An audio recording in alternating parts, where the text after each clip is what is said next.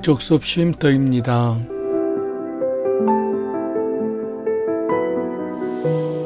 강릉 하술라디오 청취자 여러분 안녕하세요. 동쪽 숲이에요. 이제 절기상으로 눈이 비로 바뀌는 우수를 지나면서 비로소 동장군을 보내고 봄 기운을 맞이하는 시기네요. 강릉엔 늦게라도 눈폭탄이 내리곤 했는데 올해는 그마저도 건너뛸 것으로 보여 봄 가뭄으로 이어지진 않을까 우려가 되네요. 작년에 제한급수가 반복되지 않도록 바로 대책을 실행해야 할 것이겠죠. 오늘 쉼터에서는 들때와 날때로 이야기해요. 예로부터 사람은 들때와 날때를 잘 구분할 줄 알아야 한다는 말이 있지요. 이는 비단 사람에게만 해당하는 것은 아닐 거예요. 물론 결국 사람으로 연결되는 것이기는 하죠. 2차 세계대전 이후로 세계가 새로운 질서로 재편된 이래 바야흐로 그 질서가 바뀌는 시점에 다다른 듯 싶네요. 해서 새로운 질서가 만들어지기까지 소위 들때와 날때를 잘 선택해야 하는 시기인 듯해요. 동쪽 숲의 연술 같은 이야기는 내가 경험한 혁신의 사례예요. 강릉 하술라디오 동쪽 숲 쉼터 31번째 이야기를 시작합니다.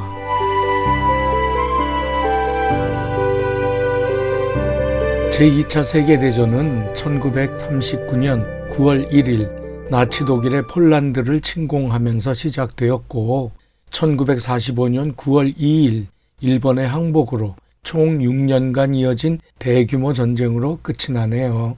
그 이후 제국주의 열강들이 몰락하고 미국과 소련이 새로운 초강대국으로 떠오르면서 반세기 동안 냉전 시대가 열리게 되고요. 이어서 1991년 12월 26일 소련이 연방 해체를 선언하고 멸망하면서 냉전을 마무리하게 되고요. 이어서 탈냉전을 거쳐 신냉전으로 이어지게 되는 선상에 놓여 있네요.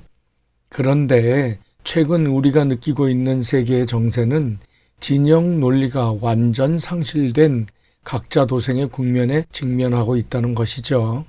특히 원탑의 최강대국 미국의 태도 변화는 이러한 변화를 더욱 체감할 수 있게 만들고 있고요. 미국이 지금도 원탑으로서 자격과 힘을 가지고 있다면 굳이 관세와 같은 방법으로 전 세계로부터 삥을 뜯는 듯한 체면 깎이는 짓을 하지 않겠죠. 이건 비단 미국만이 아니에요. EU로 뭉친 유럽은 어떤가요? 미국의 트럼프 대통령이 북대서양 조약기구인 나토에서 빠지겠다는 듯한 입장을 취함에 따라 미국의 자신들의 국방을 의존하던 유럽이 큰 충격에 빠졌어요. 냉전 시대로부터 지금까지 편안하게 진영 논리에 묻혀서 아님 적극적으로 이용하면서 자신들의 국방비를 줄여왔어요. 그 돈으로 세금도 깎아주고 복지는 늘리고 선진국이라고 대우도 받고 편안히 살다가 된서리를 맞았지요. 특히 EU 거의 모든 국가가 제조업의 경쟁력이 떨어지고 첨단 산업도 소홀히 해서 미래 먹거리도 제대로 확보하지 못했거든요. EU를 이끄는 독일만이 제조업을 지탱하고 있었는데 독일마저 싼 값에 러시아 에너지를 조달하지 못하게 됨에 따라 경제가 무너져 가고 있어요. 프랑스는 지금 거의 국가 부도 사태에 직면하고 있고요. 영국은 오로지 금융에 의존하다가 EU 탈퇴에 따른 경제 위기를 맞이하고 있고요. 전반적으로 희망을 찾기 힘든 유럽이 되어가고 있거든요. 또 중국은 외형적으로 미국과 대항하는 강대국 반열에 들어가려는 듯 싶다지만 실제로는 내외부 경제와 정치 문제로 국가 분열 사태에 직면하고 있어요. 일본은 국가 부채가 세계 1위라고 해도 과언이 아닐 정도로 아주 심각하고요. 당장 망하지 않은 것이 신기할 정도가 되어 있고요. 이것이 우리를 둘러싸고 있는 주변국들의 현재 진행 상황이네요. 우리 주변에 얼마 지나지 않은 과거까지 소위 세계를 선도하고 있는 선진국, 강대국으로 평가되었던 정치 세력들이 몰락하는 과정을 보고 있는 것이 결말을 향해 가고 있음을 부정할 수가 없네요. 물론 그런다고 하루아침에 강대국들이 전부 망할 것은 아니겠지만 기존 질서의 거의 모든 부분이 변화를 겪을 것이 분명해 보이죠. 여러 경제나 정치 전문가들이 전망하는 앞으로 펼쳐질 세계는 결국 기존 질서가 무너지고 약육 강식의 세계로 회귀할 가능성이 가장 크다고 해요. 최소 새로운 질서가 세워지기 전 과도기엔 말이죠. 왜 이런 이야기를 하냐? 초강대국을 중심으로 지속되던 국제 질서가 붕괴됨에 따라 이후 마주할 질서는 과연 누가 주도할 것이며 어떤 방향이 될 것인가가 궁금해지기 때문이에요. 아마 이것은 분명해질 것 같아요. 일정 기간, 지금의 미국과 같은 슈퍼 원톱의 강대국이 나오긴 어려울 것 같아요. 예를 들면 새로운 개념의 질서가 정착되기 전까진 말이죠. 그렇다면 지금까지 패권국의 기준이 뭘까요? 압도적 군사력이 우선이겠죠. 경제력과 무역 점유율이 최상이어야 하고 기축 통화국이며 혁신적 미래 기술과 이를 뒷받침할 인적 자본, 마지막으로 자국에 유리한 규칙과 제도를 만들어 국제사회에 적용할 수 있어야 한다가 되겠죠. 그럼 앞으로 나타날 새로운 패권국도 같은 패턴이 될까요? 물론 그걸 정확히 말할 수는 없겠지만 제 좁은 소견으론 지구연방 정도 되지 않을까 싶긴 해요. 영화에서 나온 것처럼 말이죠. 이건 그래도 먼 미래의 이야기일 것이고요. 중요한 건 지금 우리가 당면하고 있는 현재가 되겠죠. 그래서 우리에겐 들 때와 날 때가 매우 중요한 시절이 닥쳤다고 보여요. 그럼 이 말의 뜻이 무엇인지 알아볼게요. 사람은 들 때와 날 때를 잘 구분할 줄 알아야 한다는 말은 언제 나서고 언제 물러나야 하는지를 아는 지혜를 말해요. 즉, 타이밍, 처신, 자기 위치 판단의 중요성을 강조하는 표현이죠. 그럼 들 때란 어떤 때일까요? 기회가 왔을 때 적극적으로 나서기, 자신이 역할을 해야 할 순간에 책임지기, 그리고 침묵보다 행동이 필요한 순간을 아는 것으로 표현할 수 있겠네요. 결국 필요한 순간에 나서지 않는 것은 책임 회피가 될 수 있다로 요약할 수 있네요. 날 때는 자신의 역할이 끝났을 때 물러나기, 상황을 더 잘 이끌 사람이 나타나면 자리 내주기, 갈등을 줄이기 위한 한 발 물러서기로 요약할 수 있겠고요. 결국 물러날 줄 아는 용기는 성숙함의 표현이다로 요약되겠지요. 이게 왜 중요할까요? 결국 사람들과의 관계 속에 황금률과 같은 지혜라 할 수 있어요. 예를 들어 볼게요. 동양 철학의 핵심 사유와 깊이 연결된 것이네요.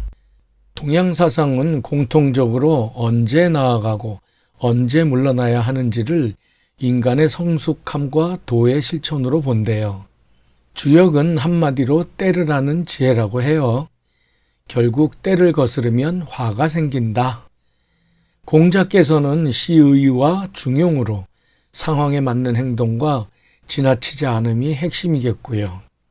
노자는 무의자연으로 인위적인 욕망이나 자귀를 버리고 자연스러운 상태에 이르는 것을 말해요.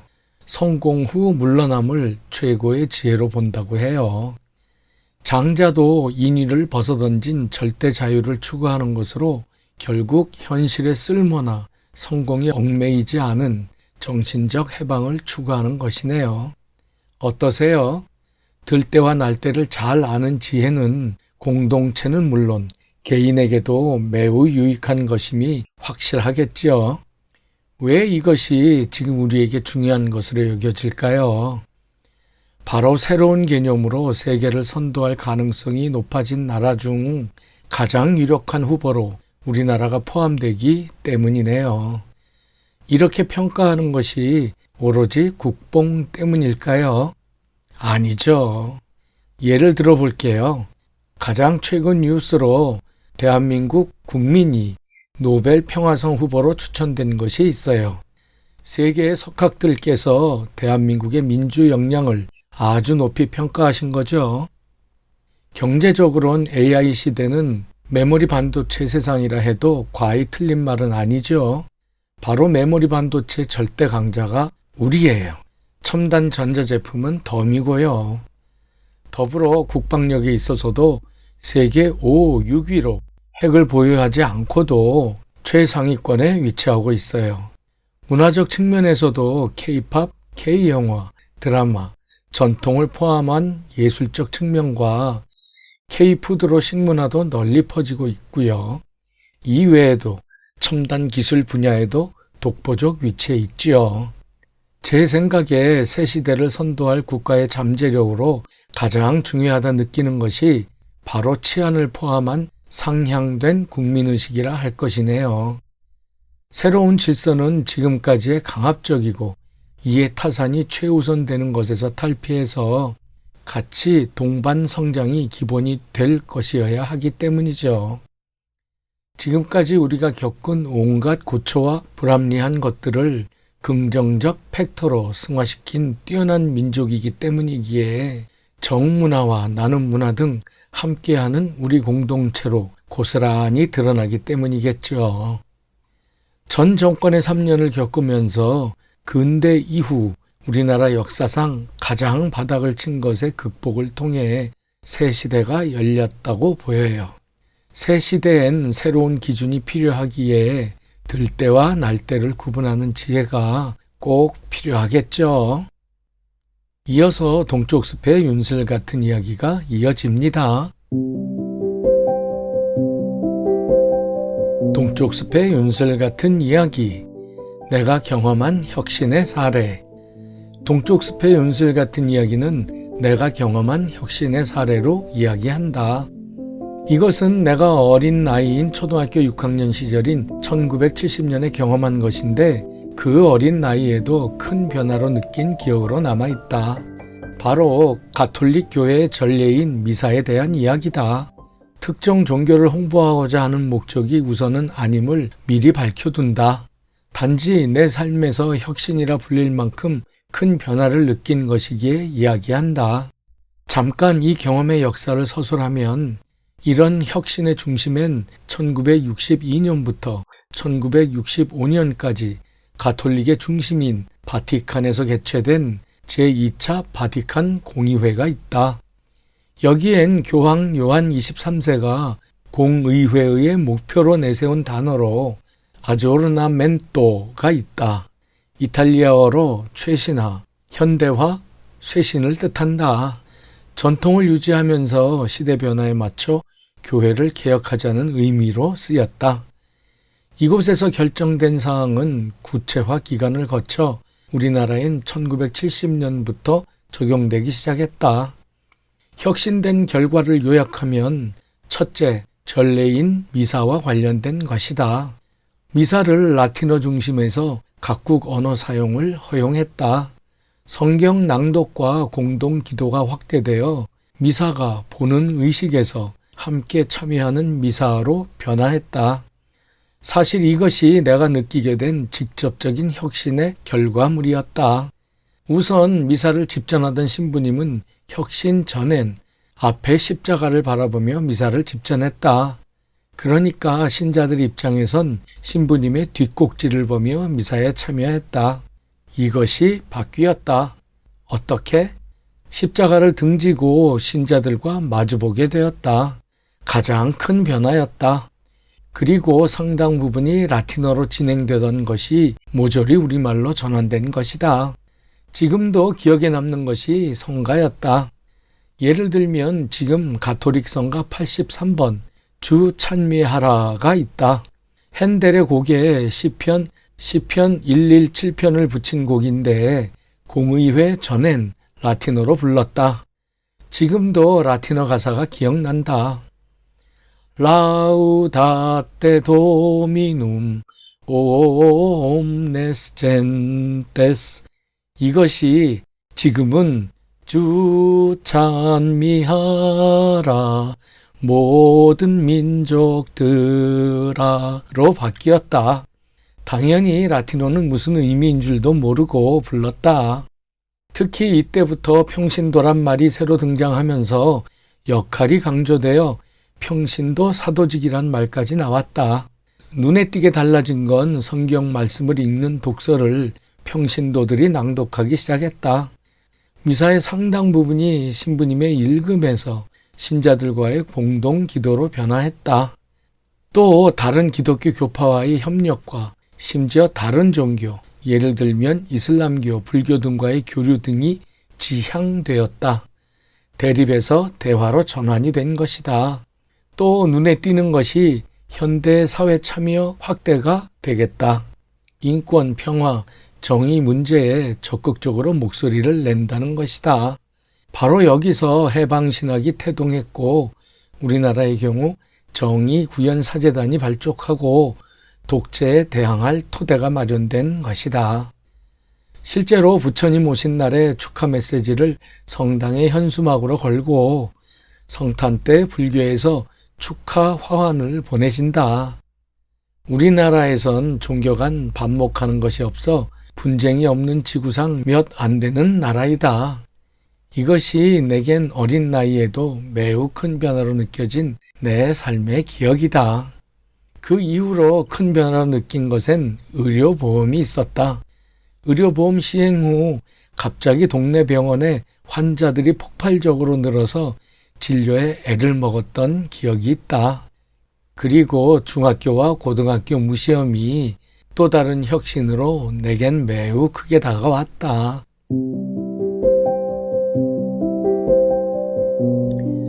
내가 내 삶에서 첫 번째 느꼈던 혁신이 종교에서의 혁신이었네요. 지금 종교계가 또 다른 혁신을 요구받고 있는 지경에 이르렀어요. 나름 각 종교별로 원인을 분석하고 대처를 하고 계시지만 과연 어떤 형태로 기존 종교가 변화하게 될지 몹시 궁금하고 또 기대가 크네요. 어떤 형태로든 종교가 없어지리라고는 생각되지 않거든요. 의료보험 시행 직후 몹시 아파서 동네 의원에 방문했을 때 정말 대기실이 바글바글했던 기억이 선명하게 남아있네요. 세계 최고의 의료보험 제도가 유지되고 있는 것에 지극히 감사해요.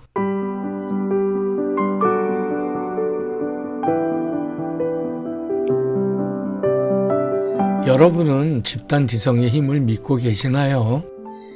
들고 날때를 구분해야 할 사람들은 일반 국민보단 소위 사회 지도층이랄 수 있는 지식인인 경우가 더 중요하겠죠. 지식인들이 사회 지도층의 역할을 할 때 지극히 주의해야 할 것이 많은 듯 싶어요. 현실과 괴리된 이론 중심, 대중에 대한 과소평가와 가르치려 드는 엘리트주의, 특정 이념을 절대화해서 반대는 악으로 규정, 도덕적 우월함과 자기 확신의 오류, 권력과 결합한 타락, 진영 논리에 편승한 신뢰 붕괴 등등이 있네요. 올해는 6월 3일 수요일에 지방선거가 있어요. 그래서 그런지 사회 지도층의 움직임이 예사롭지 않네요. 부디 우리 국민들을 가벼이 보지 마시고 우민화해서 내 마음대로 할 수 있다는 어처구니 없는 오류를 범하지 않기를 진심으로 기대합니다. 청취자 여러분 늘 건강하시고 기쁨 가득하세요. 지금까지 강릉 하슬라디오 동쪽숲 쉼터였습니다. 감사합니다.